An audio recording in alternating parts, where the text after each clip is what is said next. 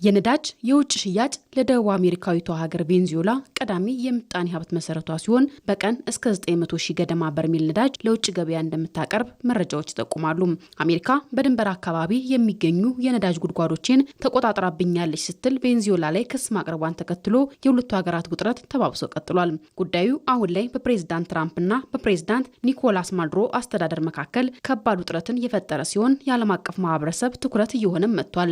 ቬንዙዌላ መነሻውን ከካሪቢያ ባህርና ምስራቃዊ ፓሲፊክ ውቅያኖስ ያደረገ ተደጋጋሚ ከባድ የእጽ ዝውውር መግቢያ መስመር እየሆነች ነው በሚል በአሜሪካ ተደጋጋሚ ክስ ሲቀርብባት ቆይቷል። የአሜሪካው ፕሬዝዳንት ዶናልድ ትራምፕ በቬንዙዌላ ላይ እርምጃ እንዲወሰድ ከተናገሩ በኋላ ጥቃቶች መቀጠላቸውን መረጃዎች ጠቁመዋል። የአሜሪካው ፕሬዝዳንት ዶናልድ ትራምፕ ለኒኮላስ ማዱሮ አዲስ ማስጠንቀቂያ መስጠታቸውንና አሜሪካ ከሩሲያና ከቻይና ከፍተኛ ወቀሳ የተቀበለችውን የግፊት ዘመቻ እያባባሰች ስትሄድ ትራምፕ በአሁኑ ወቅት የቬንዙዌላ መሪ ከስልጣን ቢወርዱ መልካም ነው ማለታቸውም ይታወሳል። ሰኞ ዕለት በፍሎሪዳ በሚገኘው የማር አላጎ ሪዞርት ላይ የውጭ ጉዳይ ሚኒስተር ማርኮ ሩቢዮና በባለስልጣኖቻቸው ታጅበው ትራምፕ በካራካሳ ላይ ለ4 ወራት እየጨመረ ከመጣው ጫና በኋላ ውጥረቱን የበለጠ ለማባባስ ዝግጁ መሆናቸውንም አስታውቀዋል። የትራምፕን ንግግር ተከትሎ የተባበሩት መንግስታት ባለሙያዎች የአሜሪካ የባህር ኃይል በቬንዙዌላ ላይ የጣለውን እገዳ ህገወጥ ነው በማለትም ማውገዛቸው ተሰምቷል።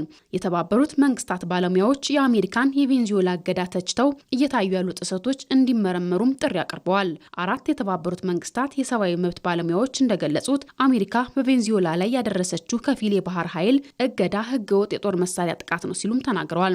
በጦር መሳሪያ እገዳ አማካኝነት የአንድ ወገን ማዕቀብ የማስፈጸም መብት የለም ሲሉም የተባበሩት መንግስታት ባለሙያዎች ሮብ ዕለት በጋራ ባወጡት መግለጫ ተናግረዋል። እገዳ ማድረግ ደግሞ በተባበሩት መንግስታት ቻርተር መሰረት በሌላ ሀገር ላይ የተከለከለ ወታደራዊ ኃይል መጠቀም ነው ሲሉም አክለዋል። እጅግ ከባድ የኃይል አጠቃቀም በመሆኑ በ1974 በጠቅላላ ጉባኤው የጥቃት ፍቺ መሰረት ህገወጥ የጦር መሳሪያ ጥቃት እንደሆነ በግልጽ ይታወቃል ሲሉም ባለሙያዎቹ ተናግረዋል። ህገወጥ የኃይል አጠቃቀምና በባህርና በመሬት ላይ ተጨማሪ ኃይል ለመጠቀም ማስፈራራት በቬንዙዌላና በክልሉ ውስጥ የህይወትና ሌሎችን መብቶችን አደጋ ላይ ይጥላልም ብለዋል። ይህ በእንዲህ እንዳለ የአሜሪካ ኮንግረስ ተጨማሪ ጥቃቶችን ለመከላከል ጣልቃ መግባትና እገዳውን ማንሳት አለበት ሲሉም ባለሙያዎቹ አክለዋል። አገራትም እገዳውንና ህገወጥ ግድያዎችን ለማስቆምና ወንጀለኞችን ለፍርድ ለማቅረብ እርምጃዎችን እንዲወስዱም ጥሪ አቅርበዋል። የአሜሪካው ፕሬዝዳንት ዶናልድ ትራምፕ በበኩላቸው ቬንዙዌላ የናርኮ ሽብርተኝነትን፣ የሰዎች ዝውውርን፣ ግድያዎችንና አፈናዎችን ለመደገፍ ደቡብ አሜሪካዊቷ ሀገር ዋና ሀብቷ የሆነውን ነዳጅ